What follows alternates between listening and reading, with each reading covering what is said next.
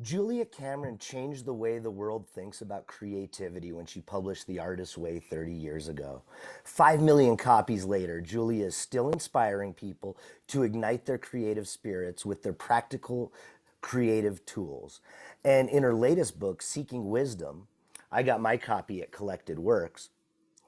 Through prayer, Cameron has been an active artist for more than 30 years and is the author of 40 books, fiction and nonfiction, including her best selling works on the creative process. Hi, Julia. Welcome to the show. Hi, Jacques. Good to be here.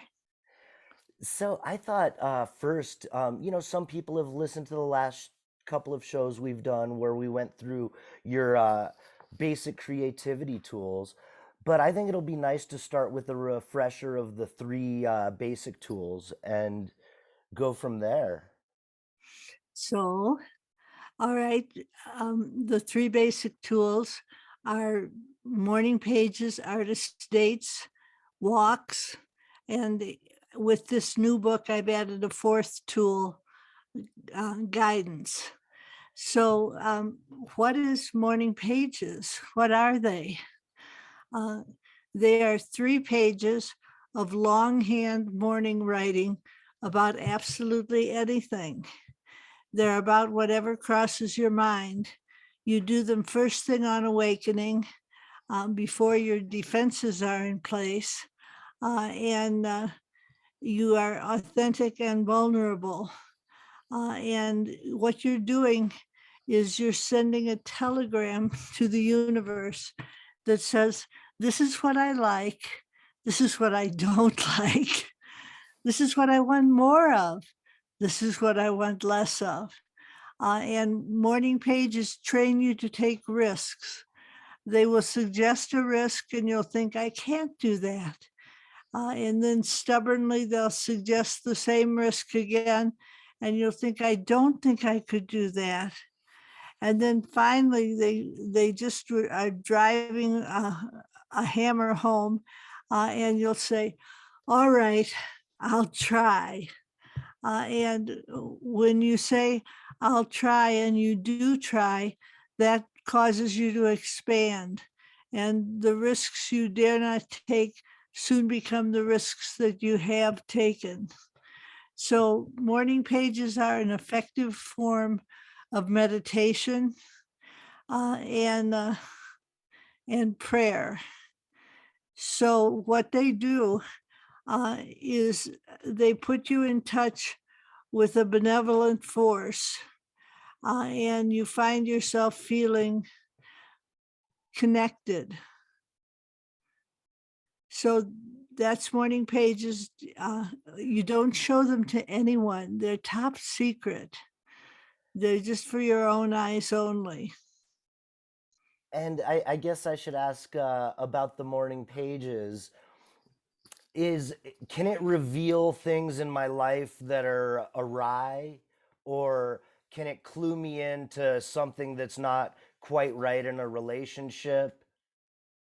Yes, absolutely. Uh, they puncture denial. So morning pages will tell you, I didn't like the way Fred talked to me yesterday. I forgot to call my sister back. My lover feels distant. And they will clue you in to what's wrong, and they will also point you in a direction of how to fix it. I love that. And if you're ready, I think we could talk about the artist date. Is that I think that's the natural order. I think that's a very good order. When I wrote The Artist's Way, I thought there were two tools, morning pages and artist dates. And morning pages are the 3 pages of stream of consciousness writing that you do every day. And an artist date is a once a week expedition to do something playful, to do something that's enchanting and fun. And it has 2 parts, artist, that's you, and date. That's the romantic notion that what we're trying to do with an artist state is to sort of woo ourselves. And my favorite artist state is a visit to a pet store where they have a big bunny named George. And I go into the pet store and I say, "Can I pet George?" And they let me pet George, and George lets me pet him. And I come away enchanted. And I think artist dates, it's important that you not make them too serious. It isn't the time to take a new computer class. It's the time to perhaps go to a children's bookstore, go to a beautiful florist, and artist dates can be done sort of a sense at a time. Like I have an artist date for my sense of smell, so I'll go to a bakery. I'll have an artist date for my sense of taste, so I'll go to a new Italian restaurant. I'll have an artist date for my sense of touch, so I'll find George the bunny. And the important thing about an artist date is that you do it by yourself, and that it be something playful and festive, happy. Well, I guess it's such an important thing. I mean, I often find my artist dates taking place at a museum. Um, and I, you mentioned doing it alone. Do you want to expand on why it must be done alone a little bit? Well, if you take an artist date with someone, for example, if you go to the movies and you go with a friend, half of you is watching the movie and half of you is watching your friend watch the movie. And you find yourself not in touch with your own consciousness. So you go by yourself on an artist date, and it heightens your awareness of your own reactions. And I think it's important uh, that it be playful. And what I have found is that when I'm teaching, if I start to teach morning pages and I say, "I have a tool for you," it's a nightmare. You'll have to get up 45 minutes early and work. Everybody goes, "Work? Oh, I get it. I can work on my creativity." But then if I say, "Now, once a week, I want you to go out all by yourself and play," people start crossing their arms across their chest, tilting their heads skeptically to one side, and saying, "Play? I don't see what play has to do with working on my creativity." And they have resistance. And I say to them, we have an expression, the play of ideas, but we don't realize that that's a prescription. Play, and you will have ideas. So that's my second tool. And then in the very last week of the Artist's Way, I sort of belatedly said, "P.S. Exercise." And it's 30 years later, and I realized that exercise, specifically walking, is pivotal to creative breakthroughs. Walking really helps people to understand where they're at and what they're about. And often you walk out with a problem and you come back with the solution. So walking is the third tool. And in seeking wisdom, you add a fourth tool, which I'm very excited about. And is that it's guidance? Is that correct? That's absolutely true. And people will say to me, Julia, you've written 40 books. Why are you now talking about guidance and prayer? And I say, well, if you look back at The Artist's Way, in the section on morning pages, I tell you how to do guidance. And then for the past 30 years, I have done guidance.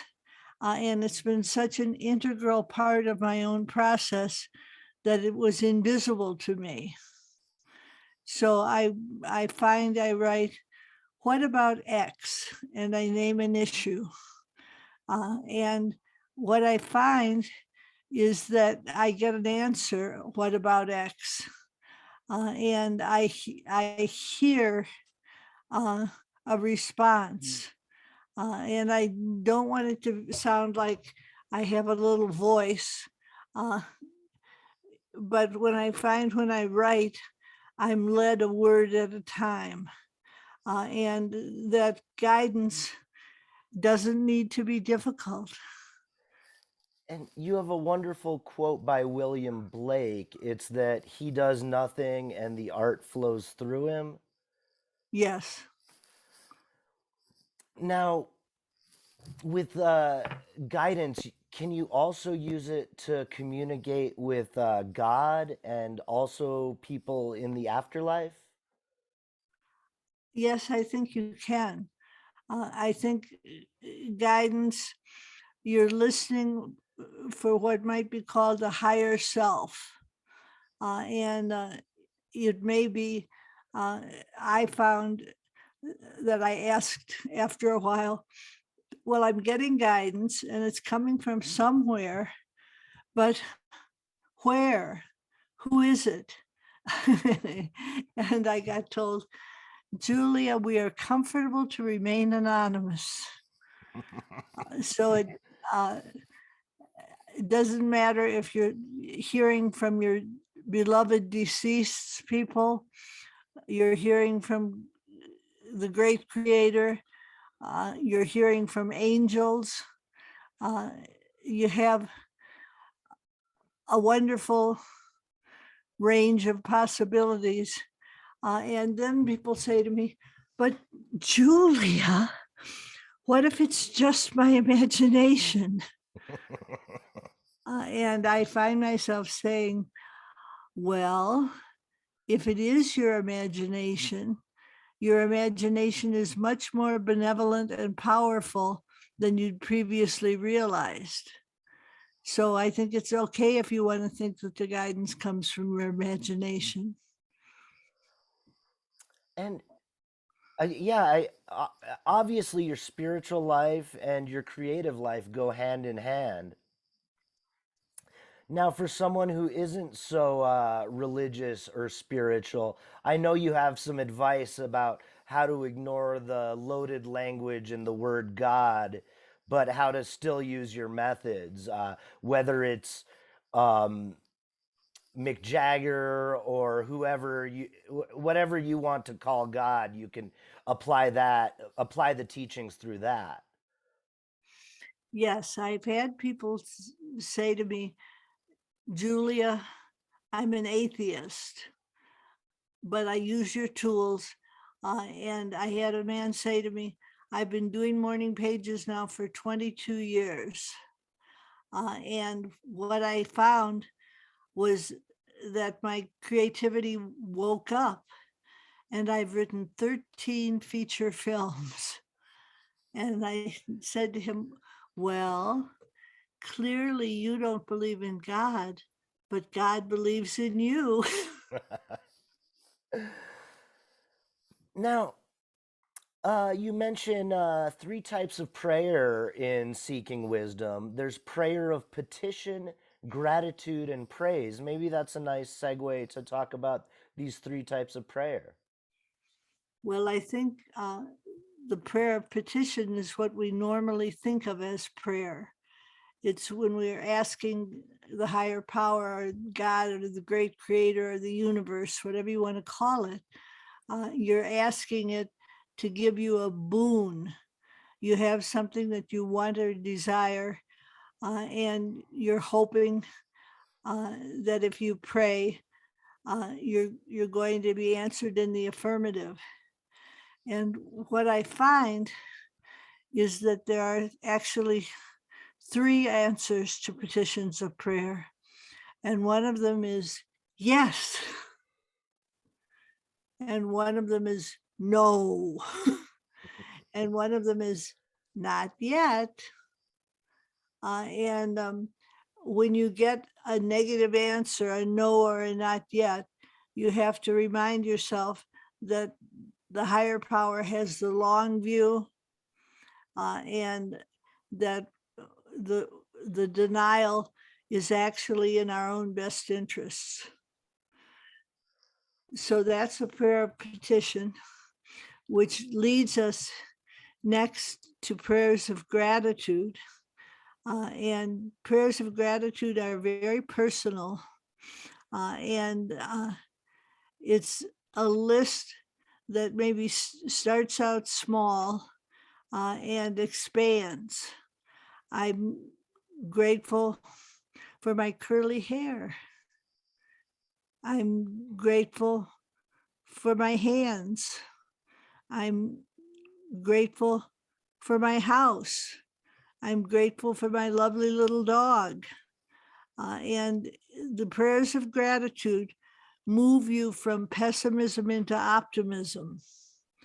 They're very powerful and benevolent. And the more you cite a prayer of gratitude, the more prayers of gratitude come to you. So that's the second form of prayer. And it's a thank you. You know, dear God, thank you for my snug home. Dear God, thank you for helping me find tennis shoes that fit. Dear God, thank you for almost anything. And the third form of prayer is an expanded form of gratitude. And I call it the oh wow God. And it's a prayer of awe, a prayer of praise, a prayer of, oh, look at the full moon. Isn't it beautiful? Wow, God. Wow, look how big the Grand Canyon is. Wow, God. And you cite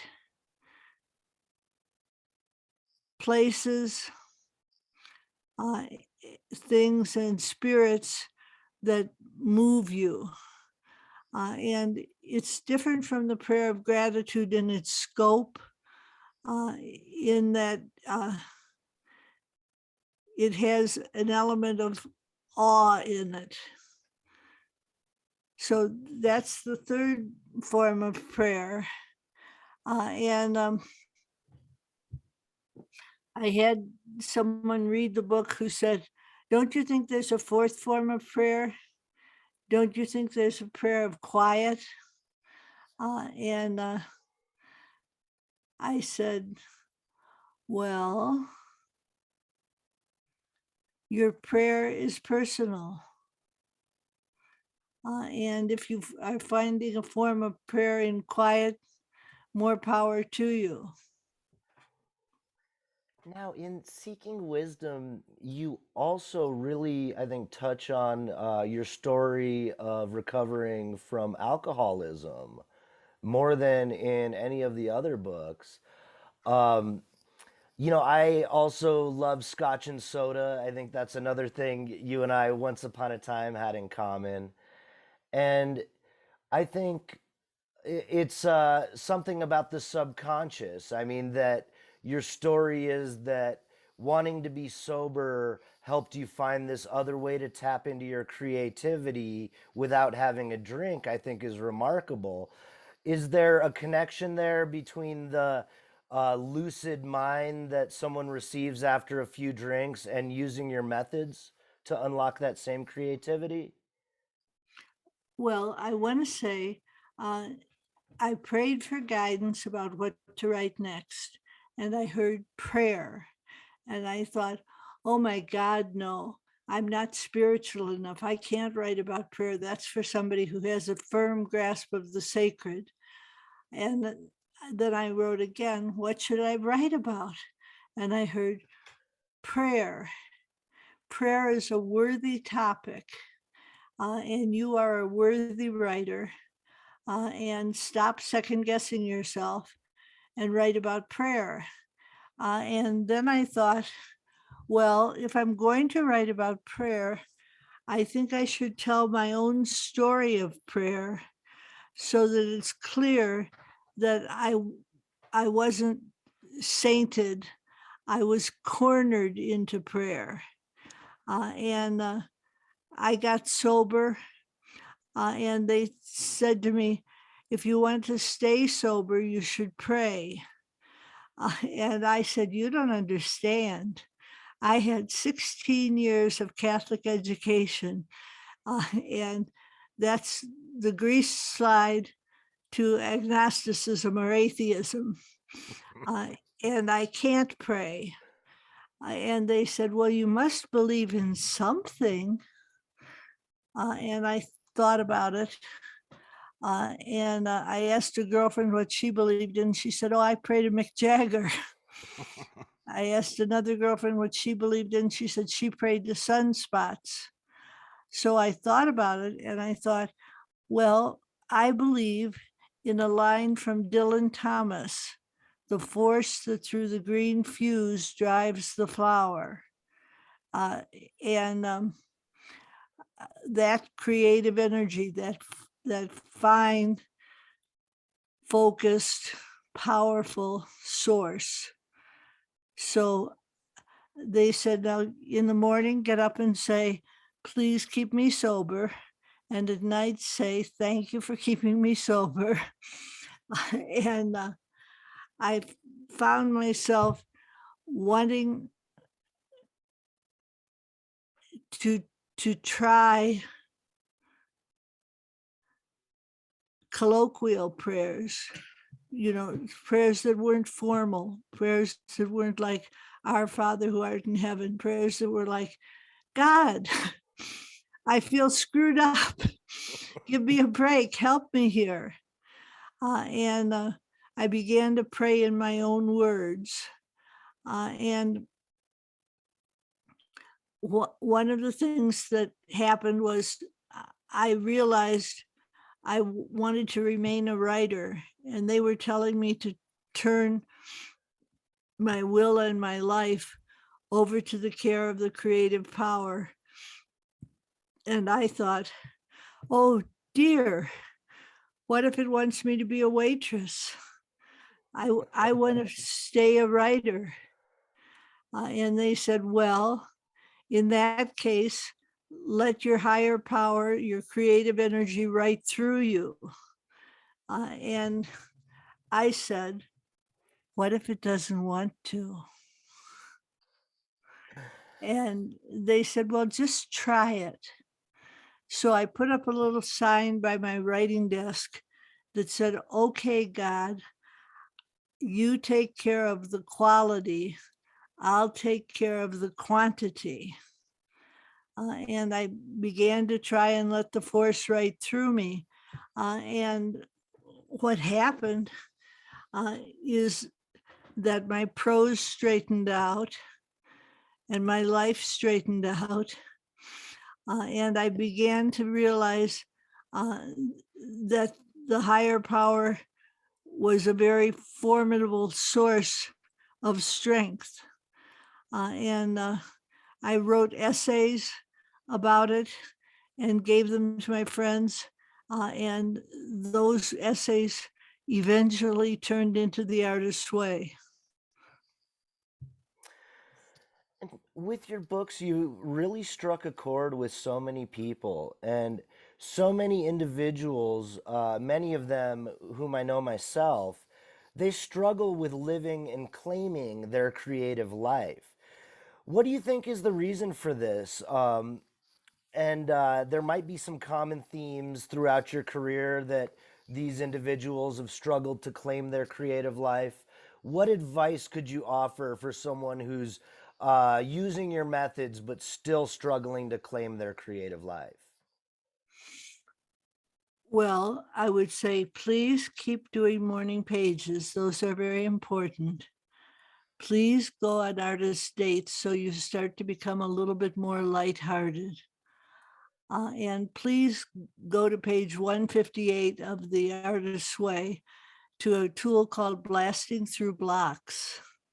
And in that tool, I want you to list all of your angers and all of your fears connected to going forward into your creative project. And then I ask you to read your angers and fears to someone who is for you what I call a believing mirror.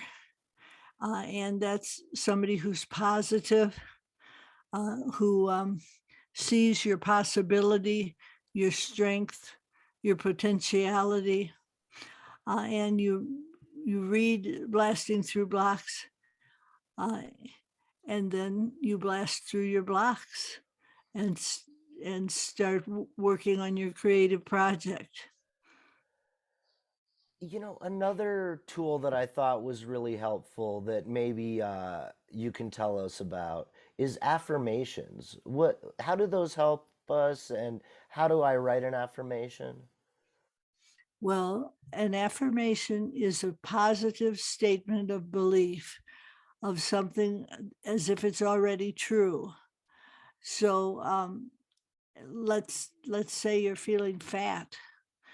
Your affirmation might be, I'm trim and fit.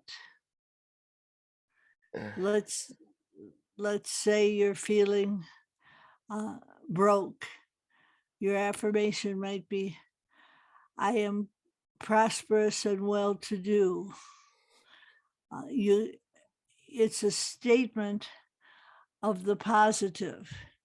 And it began being widely used with the help and guidance of a man named Ernest Holmes. And he wrote a book in 1934 called Creative Ideas. And in it, he teaches affirmative prayer. And I was very familiar with this book. And it became sort of the bedrock of the artist's way, was this feeling of positive potential. Wow. You know, I know we're talking about Seeking Wisdom, your latest book today, but there's one other thing that I've never asked you about from the Artist's Way, which I'd love to hear more about, which is Crazymakers. Can you tell us about Crazymakers? Aha. Crazy makers are people who siphon away your energy. And many times people who are very creative find themselves involved with a crazy maker. And the crazy maker does things like break schedules, spend your money, uh, find crazy makers are people who thwart your creativity. They stage dramas, but seldom where they belong. And a lot of times people say, well, Julia, why on earth are we involved with a crazy maker? And the answer is because it's much less threatening to be involved with someone else's crazy making than it is to take steps in our own behalf. So crazy makers are people that I want to say detour us off of our creative path. And sometimes people say, Julia, I realized I'm a crazy maker. Well, and the revelation I thought was that it's you who feeds the crazy maker or allows the crazy maker to operate. Yes.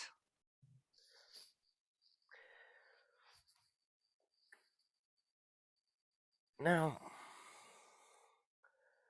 you mentioned some cafes and restaurants in Santa Fe that you enjoy for artist dates. Some of these places have now closed. Can you talk a little bit about just being in Santa Fe on your artist dates? I know Love Yourself Cafe was one of the favorites, and also the Santa Fe Bar and Grill, but the Love Yourself Cafe has since closed. Is that right? That's true. And hopefully they will again reopen. And in the meanwhile, for myself, I have a contact with the cook from Love Yourself Cafe.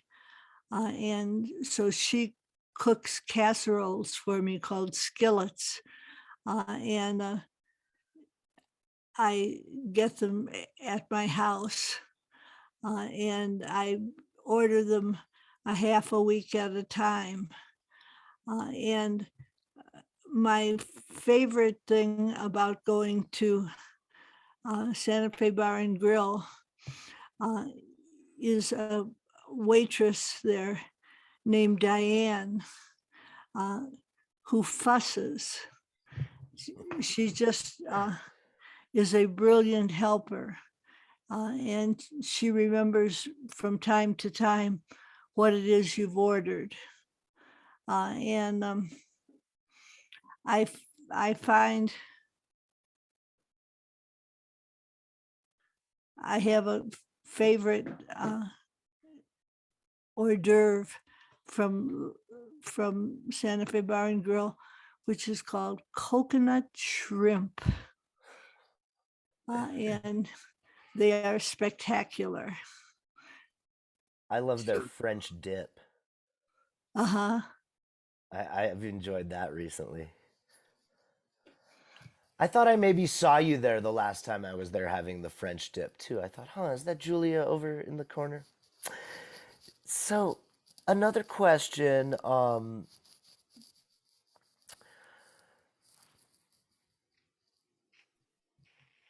Let's see. Is the length of this course? The Artist Way was a much longer course. Um, the Listening Path, I believe, was 4 weeks and 6 weeks. 6 weeks. And then so with Seeking Wisdom, we're now down to just 6 weeks again. Is that right? Yes, what I found, uh, a little bit I might be preaching to the choir, that people who worked the artist's way uh, had the tools in hand. And so when I said, okay, now we're going to do 6 weeks, they were ready to dive right in. And I think I have a friend who teaches Artist Way courses, and he teaches them in 6-week segments. And then at the end of 6 weeks says, if you want to continue the process, come back and we'll do another 6 weeks. But it was his feeling that 12 weeks was daunting for people. And I don't really think it is. But I'm glad to have a chance to teach into the deep end a little bit. Yes, I mean, I think it really speaks to how much you've honed the formula and your courses that what used to take 12 weeks can now be done in half the time. Do you want to say a little bit more about in seeking wisdom you can finish so much quicker? Is it because the tools are now so clear and so tried and tested and true that you no longer need quite the amount of time as you once did? And with this new tool of guidance, maybe that helps somebody unlock their creativity in even less time. Yes, I think it does. I think the tool of guidance uh, was missing in action. And I had mentioned it, but I had not uh, affirmed it further. And what I find when people use guidance to help their creativity, it's as if they have attached a booster rocket to their creativity. You know, the higher power uh, or the great creator or whatever you care to call it uh, is a potent force. And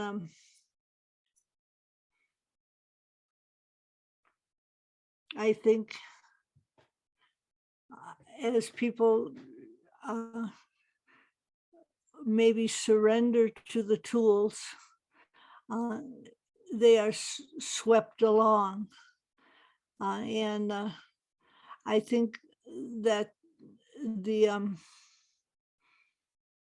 the the tools of seeking wisdom are very powerful, and I think that they draw people out. So I find myself happily saying, "Okay, now let's go forward."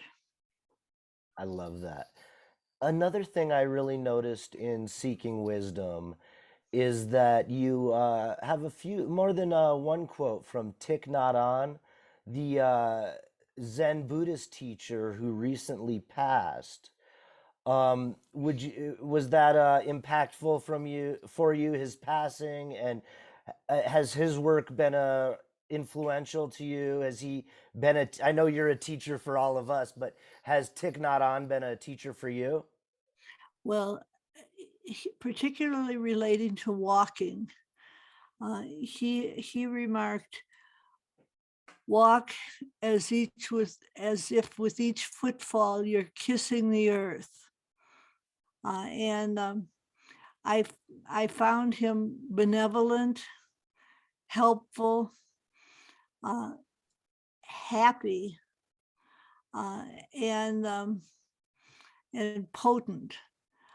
So I think Thich Nhat Hanh is a wonderful teacher, and I think that his practices of mindfulness are practices that all of us can use. And we haven't talked about the listening path very much, but the listening path uh, is greatly informed by a sensibility like Thich Nhat Hanh. Oh wow. And I guess my next question about him is, since he's passed, have you communicated with him at all? I haven't tried, uh, but it's a very good idea. And so I think I may find myself uh, saying, Thich Nhat Hanh, please help me. And I believe I will be answered in the affirmative. I think so too. Now, we've spoken about morning pages. We talked about artist dates. We spoke about walking and your latest tool, guidance. And all of these things have become the method that's helped people all over the world unlock their creativity. On the last show we did together, it was a master class where we really got to sit here and be students of yours. Are there any other gifts or advice that you give to your students that we maybe haven't touched on yet this hour? Well, I think I'd like to give a shout out to Natalie Goldberg, who is famous for her first book, ironically, Writing Down the Bones. And she talks about writing practice and the simplicity of keeping your hand moving across the page. And I think that's a wonderful way to describe morning pages, to keep your hand moving across the page. I love that. And the stream of consciousness. I mean, when I'm doing it, it's often like, "Oh, the coffee is ready. Oh, I need to do this today," or I'll write the word today and list a few things. So they've been something very helpful for me. And so I guess I just want to thank you for, um, I mean, in some ways, I think I was so thirsty and needing a solution to this writer's block I deal with that almost anything I could have grappled onto. But your teachings didn't seem intangible to me. They seemed like real practices that anybody could do. And so I think the applicability of them for me just really pushed me to become more creative. So thank you for helping me. And is there anything else you want to say about um, people who can enjoy your work or ways to unlock creativity before we go? Well, I want to say uh, that I think my tools are based in practice. Uh, I don't teach anything that I don't do, and I think uh, that resonates with people, that they feel a sense of authenticity. They feel like, oh, she does know what she's talking about, and that's helpful. Uh, I I want to to end with a poem, if we could, uh, that was sort of the groundwork for the prayer book. It's We often believe that creativity is born out of pain and suffering. And I believe that creativity is often born out of bliss and joy and happiness. So I'm just going to briefly read this poem, which talks about the worldview uh, that gave us seeking wisdom. This is a great happiness. The air is silk. There is milk in the looks that come from strangers. I could not be happier if I were bread and you could eat me. Joy is dangerous. It fills me with secrets. Yes, hisses in my veins. The pains I take to hide myself are sheer as glass. Surely this will pass. The wind, like kisses, the music in the soup, the group of trees laughing as I say their names. It is all Hosanna. It is all prayer. Jerusalem is walking in this world. Jerusalem is walking in this world. Julia, it was just lovely having you and just enlightening and really rewarding to get to speak to you again. And I just loved Seeking Wisdom. That's her latest book. You can pick it up where books are sold. Where books are sold. I got mine at Collected Works. And thanks again so much, Julia Cameron, for joining us on the show. And I hope everybody goes out and gets their copy of Seeking Wisdom.